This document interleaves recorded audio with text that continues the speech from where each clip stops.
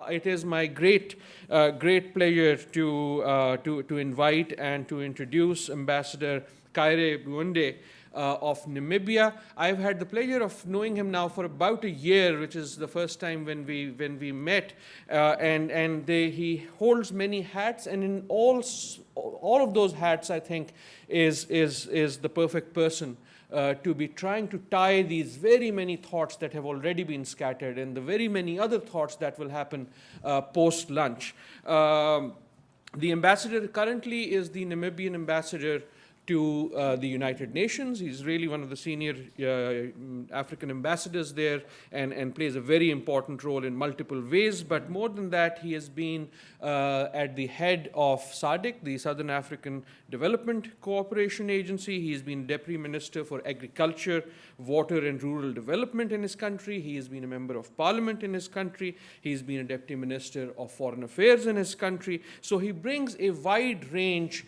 of experiences. He's an academic, a PhD in international development. So he brings these wide range of experiences, these wide range of ideas that come from academia, that come from diplomacy, that come from politics, and that is what I am hoping he will bring to us today, bringing all these thoughts into the question of what is Africa's future and where is it going. Once again, great pleasure and an honor to introduce our keynote speaker, Ambassador Mbuende.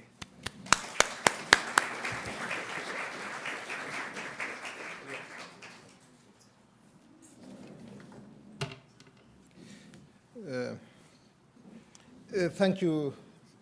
Thank you very much, Dale, for the opportunity. When I got the invitation to come and address a meeting about good news for Africa, I was saying, is that true? I mean, can anybody organize a meeting on good news from Africa? And I said, well, it's an unusual conference, and it's too good to be true. Now, one hardly hear any good news from Africa, especially in the Western media. And maybe it is because good news is no news. And interesting enough, even those scholars, liberal scholars, you would call them here in the US and Europe, maybe we call them leftist scholars, who are committed to Africa and who are engaged, they still paint a negative picture of Africa. They will tell you how difficult it is, and they give you a whole range of problems. And then, of course, after describing an extreme situation, propose some solution there too. But essentially, they are as guilty as anybody else to project this negative image of Africa. There was a reference to Paul Collier, whom I've known for many years, and his book, The Bottom Billion, in my view, is it's guilty of the same sin. Now, those are big names. One shouldn't talk about them like that. But I will argue that there is a case for optimism about the future of Africa. And the discussion this morning was very interesting. You know, the first session, if I may dare say, was like, you know, you had the usual things about things are not working in Africa, and I was slightly depressed. And then the second session came, and I heard that things are working in Africa, and I say, oh, okay. And the question was, why are things working in Africa? And I think that's a question I'm trying to answer this afternoon. Why are things working in Africa? And the related question is it sustainable? And so basically, I have about 10 points why things seems to be working and why they could also be sustainable. And the first one is peace and stability.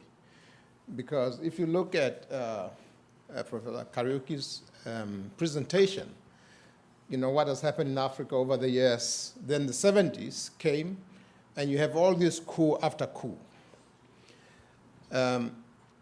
And let's not go into the explanation of why we went through that.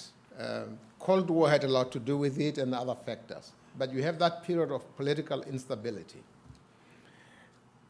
And slowly, that changed. And in fact, the key maybe years that you could mention, you could talk about 1884, the colonization of Africa, end of the Second World War, where Africans were recruited into the British and French armies and fighting against fascism and propagating the notion of democracy. And well, if democracy is good, if freedom is good, then it's also good for us. And that's really what participation in the Second World War did to Africa. And a lot of people ascribe the influence of that participation into, the African nationalism partially. Apart from other trends, that was also an important trend in the African nationalism and fight against colonialism, fighting for these values that they were defending in Britain and France. But that's, then came the period in between with all the instability, and the Cold War had a lot to do with it also. We have the end of the Cold War, 89. And the end of the Cold War saw the last colony in Africa, Namibia, being decolonized and paving the way for the democratization of South Africa. And so what that did, there was a paradigm shift. Those of you who studied development studies during the 70s, and some and all these big scholars, it was development first, democracy later. That was like the slogan. First development, then democracy. And if we say first development, and we are where we are now, are we then developed to become democratic? But after the collapse of Eastern Europe, there was a paradigm shift, and where democracy then was seen as a precondition for development, as a necessary step in the process of in the process of development. And so African leaders then, or the African people generally, put in place mechanism to, first of all, stabilize the continent. They created, conflict resolution mechanism. They intervene in conflict areas, not everywhere, but you couldn't think of the situation in Liberia or Sierra Leone without the intervention of ECOMOG, which was the part of the economic community of West African states. And so all this regional organization started to deal with issues of conflict and resolving conflicts within the continent. And that was important. The second phase, as part of that also, is a question of governance, where there was a broad commitment to good governance, and also an understanding that the change of government in Africa should come through the ballot box rather than through the gun. And you may recall there was the Algiers summit of 1997 where they resolved that these military dictators are not going to sit among us at the summit anymore. And so all these changes became very important. And these, to me, are important conditions for economic development. Peace and stability is a precondition for development. Even if you look at a case of an individual country, we look at Angola during the war, and there was a time when there was a ceasefire and no fighting. Then you see the economy going up. The fighting break out, and the economy goes down again. So peace is actually fundamental to economic development.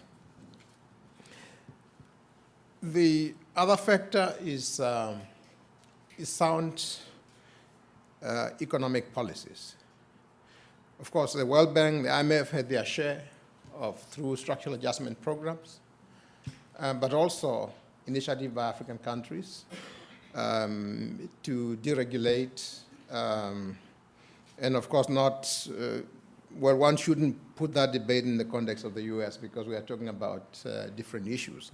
But in any case, there was a lot of the foreign currency control, and so there was a lot of liberalization, and that opened up the economy, and that also created better conditions for investments.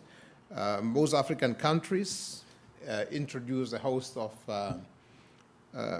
incentives for investors, including tax holidays, training grants, provision of repatriation of profits, which was not the case before this time. Mechanism for dispute settlement between investors and foreign investors in the host countries. And of course, they also joined the multilateral investment agency of the World Bank to guarantee foreign investment. And so investment in Africa are secured. And in fact, entrepreneur will bear me out that the rate of return on investment is also quite high in Africa. It's about 30%. I don't know what the latest figure is, but the last time we look at it is rate of return on investment in Africa is about 30%. Now, therefore, there's no reason why Africa cannot attract foreign direct investment. But currently, Africa's share of global foreign direct investment is still minimal, notwithstanding that there has been an improvement. But in global terms, is only what? Is not even 5% of global flows. So there is still something there. But the other thing also that African countries have done is to invest in infrastructures. Infrastructures, I think, has also contributed significantly to creating this favorable environment. And another factor that I would like to mention is the question of markets, because African countries have always been perceived as small markets, and therefore not sufficient to attract investments. And contrary to what was stated here, the regional integration initiatives, in my view, played an important role. I come from a small country in terms of population, 2 million people. And so who would like to go and invest in a market of 2 million people when in one city here you have about 10 million people? But what happened is that through our regional integration mechanism, through the Southern African Customs Union and the Southern African Development Community, we are part of a market of about 100 million people where goods and services can move across the boundaries. So when I talk about investment opportunity and the market in Namibia, I'm not talking about a market for 2 million people, but I'm talking about a market for over 100 million people. And that changed the whole complexion. And then if you combine that with East Africa, which is the Southern and Eastern Africa, you are even talking about, or if you, move from, you are talking about over 300 million people, and where you have actually flow of goods and services. And contrary to what was said here about issues of transport, in fact, the beginning of the 90s, you could hardly move between the different countries. But in Southern Africa, under the initiative of the Southern African Development Community, you can actually travel from the East Coast to the West Coast. That is from Maputo in Mozambique to Walvis Bay in Namibia on an all-weather route. And also from south to north. So the infrastructure has improved, notwithstanding some of the challenges within individual countries. And I know, for example, a country I know very well in Tanzania, we had this serious drought. And there are areas where there was overproduction of maize, and other areas where they didn't have enough maize. And it was difficult to move them between regions within the same country because of lack of infrastructure. And sometimes in some countries it's easier to import from outside than to take from another region within the country. I mean, this is where we were, but we have moved far away from that. And part of this infrastructure development, which is spearheaded by regional organizations, has been very important in creating this market. Now, for Africa, the market is not only the African market, but let me say also that in the regional integration scheme, we're not only looking at the sub-regions, but we're also looking at continent-wide. It's going to take a while before you can see the Cape to Cairo, but in each of the region, whether it's West Africa, Eastern Africa, you have the East African community, the trade between Kenya and Uganda and Tanzania, now Rwanda and Burundi is flowing. You have the economic community of West African states. And so these are very important, but we call them building blocks because what we want to see eventually is an Africa-wide market. And in my view, the pace of regional integration with all the challenges in informal trade barriers and all that has contributed a lot to creating a more favorable climate for investment. Now, apart from Africa's own market, African products have access to the market of the European Union through the economic partnership agreement on a preferential basis, and also to the US through the AGOA, African Growth and Opportunity Act. So in fact, Chinese company, and we'll come to China later, think that now with all this discussion, they are better off exporting to the US from Africa than doing it from China because of, the market access that African countries has to the US market, to the European market. And that's also an important factor in the growth that we have seen in Africa. Now, what is the other factor? We have been talking about resources, that Africa is resource rich. And I have avoided to talk about that because we have had these resources for many years. But now we have reached a stage whereby we can take full advantage of those resources. And some of the investment that are going into Africa is not only confined to the countries that have done well in terms of attracting investments, but even countries like Guinea are attracting investments now. They are talking about a $20 billion investment for bauxite refineries from a consortium of countries, including Brazilian, Russian, and maybe another factor that I would like to mention is also the new global order, where you have the emergence of India, of Brazil, and China. What has that done? It has given African leaders flexibility. Well, first of all, there were all this conditionality. You do this, and otherwise we don't do it. Now, the Chinese don't ask those questions. They come and invest. I recall the discussion in the early 80s about a railway between Tanzania and Zambia, the Tazara. And it was put to the World Bank. They look at it and say it's not viable. It was sent to a number of Western countries. They look at it and say, no, it's not viable. And, and if you're going to do it, it's going to take about 10 years. Chinese looked at it, and in 2 years, there was a rail link between Tanzania and Zambia. And so economically, is it viable? Maybe not. But at the time, it was very important because Zambia wanted they wanted to boycott South Africa, not to use South African ports because of apartheid, and they needed to access the port of Dar es Salaam. It was a politically strategic program to speed up the liberation of the region, and the World Bank and everybody with their feasibilities couldn't finance that. And the Chinese did it.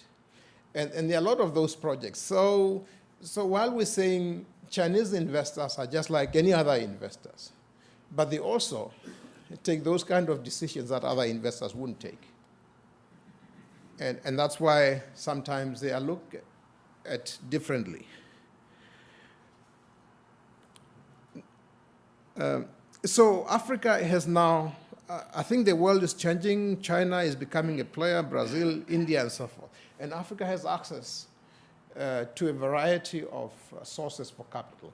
But also because of China, there's now growing interest, for example, from the US and others, not to leave the African market to the Chinese. I remember a good friend of mine, late Ron Brown, he said that Africa is too important a market to be left to the Europeans. And he went out of his way to establish US presence in a big way in Africa, open a special office for investment promotion in Johannesburg and so forth. Unfortunately, he died in a plane crash, and that program was not continued. Continued for some time, and then it fizzled out. But then, now, they are saying Africa is too important to be left to the Chinese alone. And therefore, in addition to the Chinese, we are getting the American investment that we maybe not getting, and the Europeans. So, and also they are toning down on some of the conditionalities because, you know, it was like, oh, you must have good governments to get investment. But they go and invest in China and never ask the question of good governance. But for Africa, you know, you have to be good government. You have to be democratic. And how democratic is China? That was not an issue. You know. Now, I think let me conclude by saying that what we see, or maybe in one more point, and is that the structure of investment is changing because traditionally we have had this investment in the extraction industry, extracting raw material for export to Europe and the US. But now we have seen, and we talk about telecommunication, we have seen investments in Africa for the African market.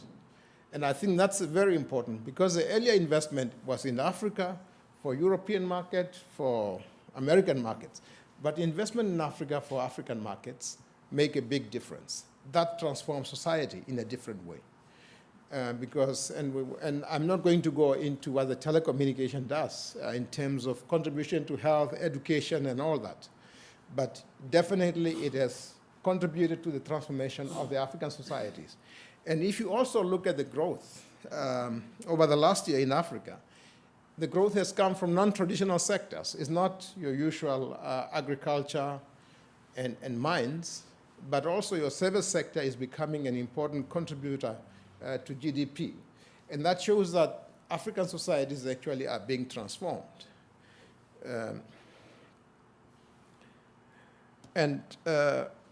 So I think that's what I would like to leave with the audience, that yes, apart from all these factors, the impact is we are seeing the transformation of society where you know, the resource base is becoming less important, and where the economy is also being diversified because we see growth coming from a variety of sectors than just a traditional sector.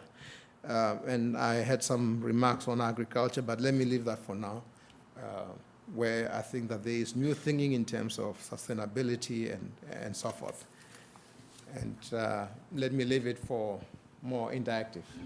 Thank you. Thank you very much, Ambassador. I'll ask you to stay here for just a little longer. The Ambassador is kind enough to, you're okay with questions? Yeah, no, I'm okay. And maybe given what you've laid out for us are a bunch of structural reasons, some of which we've talked about, some which are new, which you think are fueling the better future for Africa. And maybe we can open up to a few questions and get responses. Anyone?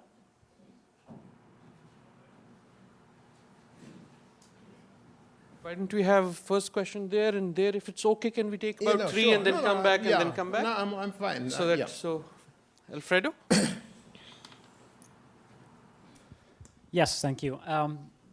One thing we haven't talked about at all so far is the financial crisis. And so I wanted to know what your thoughts were about the potential implications of this financial crisis that has hit the West. But what will be the impact on Africa? Is Africa holding up? Will it hold up? If you can take just two Yeah. more, and then we'll come to them together. We have the gentleman there. So the role of the financial crisis, and then we'll have a third here. You mentioned the benefits of FDI and new developments of FDI for Africa, and I was just wondering, in Namibia, has there been any new meaningful developments in FDI that aren't enclaves and aren't just mineral extractive industries, given the country's rich wealth? Okay. We'll take a third here, and then we'll give the. Okay, thank you. I want to go back to your remark about the economic crisis and civil war, where it's the war of instability which led to economic crisis. There is probably some argument the other way around that it's economic crisis which led to civil war, because the pie is smaller, and we have many people who want to fight, who are willing to fight for that pie. So, well, I wonder what's your experience on this, and if this is true, that as we see, as Africa is growing, the Africa economy is growing, does that imply that we will be seeing less and less civil wars? Okay, let me start with the last question, and that is the relationship between economic crisis and the civil war, because lack of resources can lead to competition over resources and so forth. But also, we have seen other countries, and with due respect to my Professor Rodbeck here, you look at Botswana. Botswana was a poor country until the 70s, even late 70s, before the discovery of the diamonds.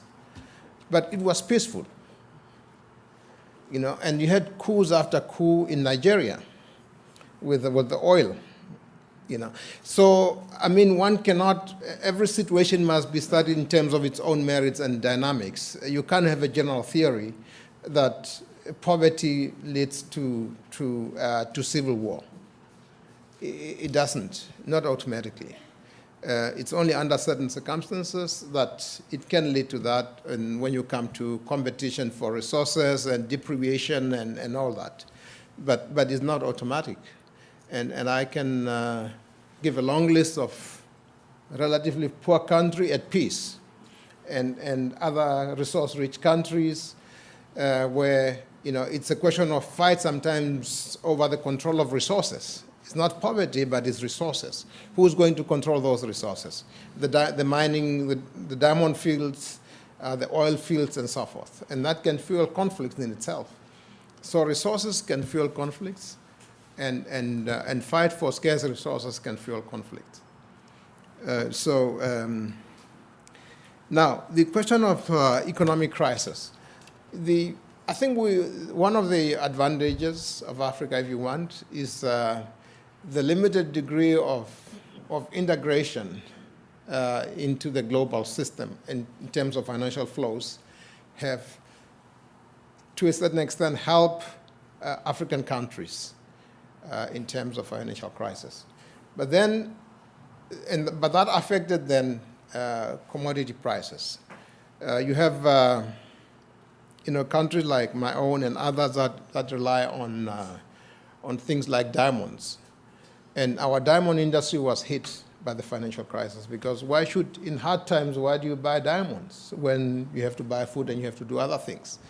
But we're able to balance it with other resources like uranium that was in demand and what have you. But on the whole, if you compare the current crisis with the Asian crisis, I mean, the Asian basically, because it was an Asian crisis, and they were able to export their way out of the crisis because the developed countries have the buying power.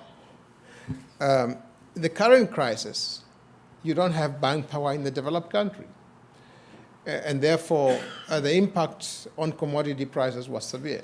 But I think a lot of countries actually survived. We are yet to see the long-term impact of the crisis. But in terms of growth, we have seen on average 5 to 6% growth the last year, about $1.3 trillion, like for Africa as a continent. And so the impact, it could be there long term, but immediate is not that significant. And there was another, yes, FDI.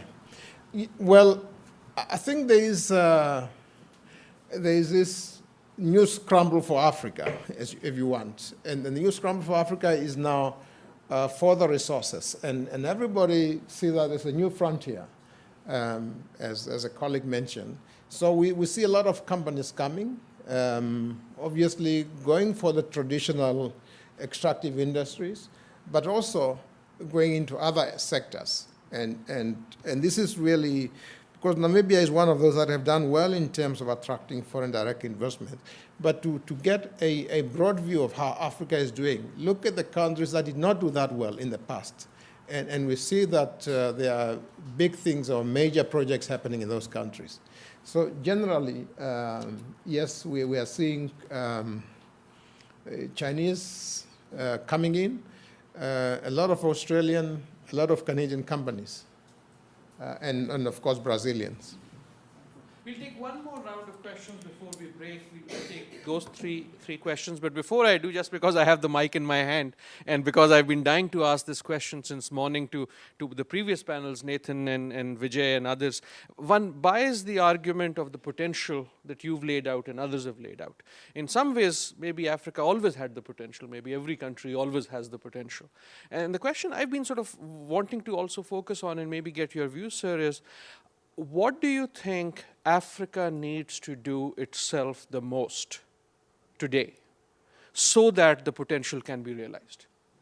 What are the things that need to be done within Africa today that you think are the most important that will allow us to leverage all these conditions that we've been talking about, in your opinion? But can I also take these three questions and then allow you to concluding comments?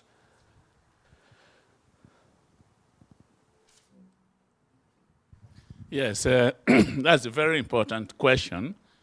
Your Excellency, I'm sure you are aware, before independence, the United Nations Institute for Namibia that was set up in Lusaka, Zambia, it was really meant to prepare our people for independence. And education became the key. So Apple look at education as the key. And when we did a survey of Namibia before independence, we discovered that you had less than 10 people who had degrees, African, before independence. But because of your policy of education within this short time, you cannot be compared to any other African country. And that is why the development has gone so fast in Namibia. And just now, I congratulated you. You have been able to keep the development of that country. You get to Namibia, it's one of the smallest countries, but it's one of the most developed. And I put out a book, which is selling very well in the US now. It was selling in Europe, on Namibia. I say, a country that, when you look at it, is so beautiful, but the human resources, very low. I was talking about the majority of the people. So what do you think about education, its role in all these, we are saying, in economic development? Because our colleagues who are in economic development, they are saying that is the key, not education. So but for a lot of us, we feel that is the basis, and that's the foundation. So the role of education. Yeah. We'll take two more quick questions. There was a gentleman here in the middle, and there's a gentleman there. My name is Derek again, and I have a quick question. But first of all, let me point out what I think is a bit of a mistake that I've often heard people make, and that is conflating the role of the IMF and World Bank with the role of China and Africa now. And I think historically, those are very different. And so to simply say one is a better alternative to the other, I think is a bit of a mistake. And in terms of talking about China's role in Africa and the fact that they don't ask for conditionalities and Africans are celebrating about it, it seems to me that there are ethical issues that we need to deal with. And even the economic crisis that Alfredo talked about has a lot of issues to do with ethics. And so shouldn't African countries be thinking about China's role in Africa from an ethical perspective as well, not only from an economic perspective? Mm-hmm. Thank you. And we'll take a last question there and then give the ambassador a chance to respond. Hello, my name is Paul. I think I'm just going to follow up on the other speaker.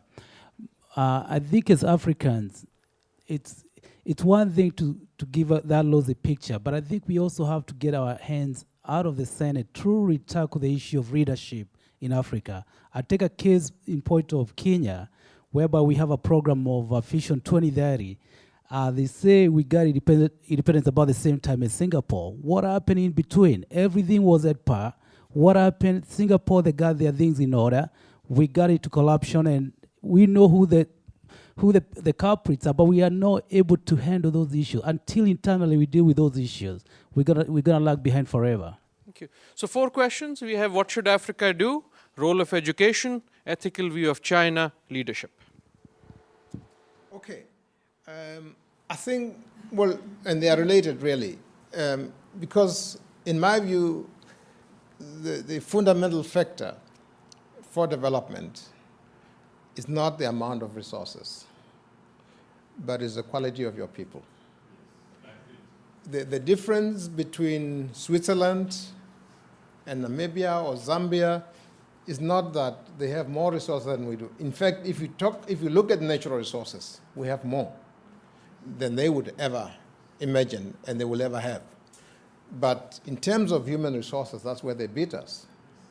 And therefore, human resources is key to development. Now, those who were, training, they're talking about providing appropriate education to Africa and all that. And I say, to hell with that discussion on appropriate education. Even if you train a nuclear physicist here, and you send him back to his home village in Africa, and they will say, oh, the poor fellow will be confused. I say, let him be. Let him be confused, because once he's put his mind to something, he will have a transformative effect on that society. And I use myself as an example. If I got appropriate education, I would be a better head boy than my grandfather was, because I get appropriate education. I wouldn't be a diplomat or a professor, but I would be a better head boy. My father was heading goats and cattle, or my grandfather rather, and but already my grandfather moved out of my father. But that's what it is. Give this so-called inappropriate education. Train African nuclear physicists. Let them go back to their villages and get confused and not know what to do. But once they get going, it will change their societies. Well, that's just an extreme example, but I think that's what we need. We need to invest in human resources. Once you invest in human resources, half the job is done. They will know what to do with the natural resources. They know, and so forth. And the countries that have done well are the ones that have invested in human resources. The difference between Africa, or sometimes people give the example of Singapore and Ghana, that and Malaysia, that at the time of independence, 1960, the per capita income of the 2 countries was the same. Today, the Asian countries, the Asian tigers are said to be, well, almost industrialized or on the verge of industrialization. And some of these African countries are still least developed countries. And what's the difference? Is human resources. So I don't need to belabor that point. That's important. Now, what can Africa do is to train its people and safeguard what it has, and that is human resources. I mean, its natural resources. We're talking about examples of how Africa is auctioning land to foreign investors. And, we are a small country, and we had to negotiate a fisheries agreement with the European Union. And the European Union have fisheries agreement with all these African countries, where they mainly Spanish companies will go there and basically take all the fish out of the sea. And we had, from the beginning, we started on the right footing. We had a Norwegian advisor who are not members of the EU, and they said, this is the agreement we have with the EU, and you should just put the same condition to the EU. So we went to the EU with almost a model of the Norwegian fisheries agreement with the EU. And we put it on the table that these are the conditions. And these are the issues of reciprocity and a lot of other things. And the EU say, these Africans are crazy. Who is going to agree to this? What do they think they are? That they put these conditions that are put by developed countries to us. And we stuck to our guns, and they needed the fish from Namibia. They eventually signed that agreement. And there are a lot of, and I think the example of how to manage natural resources. For example, in the fishery sectors, we do a survey every year. We determine what we call total allowable catch per year to allow sustainability.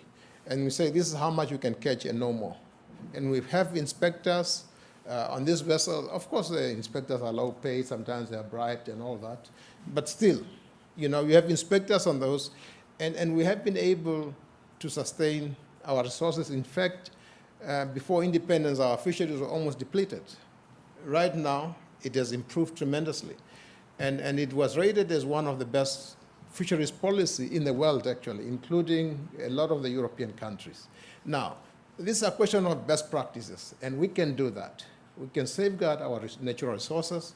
We can apply that to many other areas. Same thing with the diamond. Botswana went into agreement with Anglo-American in terms of managing that and so forth. So there are good practices of managing our natural resources.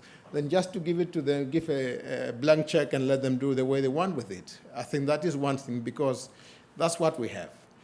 And to be able to do that, that demands leadership and demands education. Now, on leadership, at the risk, of course, of losing my job, I think, and the professor, say, don't mind government. Because when we talk about leadership, we think about ministers, and we expect these ministers to do wonders. But, look at the society, the rest of the society. I've seen business people in a lot of countries in my previous, and they want to come close to government, and we've seen NGOs, some of them doing very well, and say, we want to become part of SADC. I say, why do you want to restrain yourself? You want to become part of this so that we can impose rules on your operations? You are better to be free. But you see, we have this state-centered way of thinking that everything revolves around the government. When we talk about leadership, we think about the leaders in government. We don't think about the leaders in business. We don't think about the leaders in the private sector and so forth. And leadership is much broader than that. And of course, it has to do with the quality of your human resources. But of course, political leadership has a certain responsibility. But they are allowed to get away because there's no competition in terms of leadership. Even how to do certain things, agriculture, farming, you want to ask the minister, who doesn't have a clue as to how to do that. And I think that is part of the problem, because our economy was tied to governments for a long time, and therefore the quality of leadership immediately have immediate effect on the performance of the economy. You look at Italy, there's a change of government, it was almost every 6 months. It didn't affect the economy because you have other people managing the economy, managing other institutions. But everything in our countries are tied together, and so that with a bit of instability, everything is almost collapsing. And I think it's important that we separate the political institutions from the economic institutions and provide regulation and so forth, as opposed to try and macro-manage the economy as politicians. We are not good at that. We have other things that we can do better. And I think, so the last question of ethical in dealing with the Chinese, I think, let me be honest, the Chinese are not they are not less ethical than anybody else doing business in Africa. Let's be honest. And the Chinese are not the only ones you find in the remotest villages in Africa. We call the French the white tribe of Africa. These are the Frenchmen. You find them in some of these countries, in the remotest, married to African women, in these remotest of villages. How do they deal with Africa?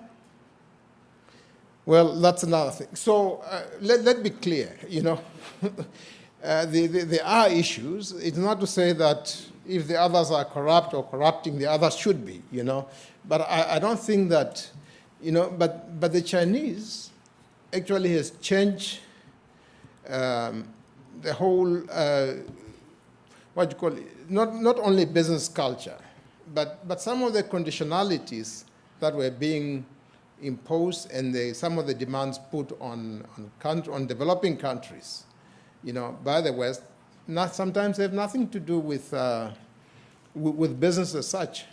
So, but the question of ethics, yes, it's a serious issue.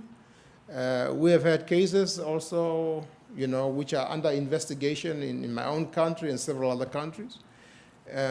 But, well, other people are more sophisticated in dealing with this than others, but that's the issue, you know. This country, I mean, getting a license for, what is it? A couple of $1 billion, or $100 million. It was an Indian company. It's not a Chinese company. So where does that money go? And these other companies also go there. And they soon realize that if you want to be in that market, that's the way to play it. But first of all, I don't think that, well, let's not generalize, because we are talking, the problem is when you generalize, you take the worst case scenario and generalize from there. But I wouldn't talk about widespread corruption in Africa. There is a better, there is a better management of that than it was 10 years ago. And I'll give you an example of an officer, government official in a country who was supposed to sign an agreement, a grant agreement from the government of Germany. And he refused to sign. I'm not going to sign it. And they went, this is just a junior officer. They went to the minister, the president, and they said, no, he's the one who's supposed to sign it. It was sent back to the same person. And he said, I'm not going to sign it unless I'm paid to sign a grant agreement. That's not even investment. This is free money, and he refused to sign. And in the end, somehow he was paid because they were concerned with the particular community they wanted to support. And in the end, they paid this guy, and he signed, and the community benefited. But you had those kind of bureaucrats who actually don't care about the community. If that school, you know, you want to give computers to that school, hey, pay me $10,000 and you can give your computers to the school. Otherwise, you can go back with your computers. I mean, that is how bad it was. I don't think that we are there now. We have moved far away from that kind of situation. And we have these anti-corruption agencies. I know in the 70s, they used to say that the anti-corruption agencies are the most corrupt because you go there, everybody has to bribe you for them to get away with it and all that, you know. But I think my general view in terms of the extent of corruption in Africa is that it has been declining. Thank you very much.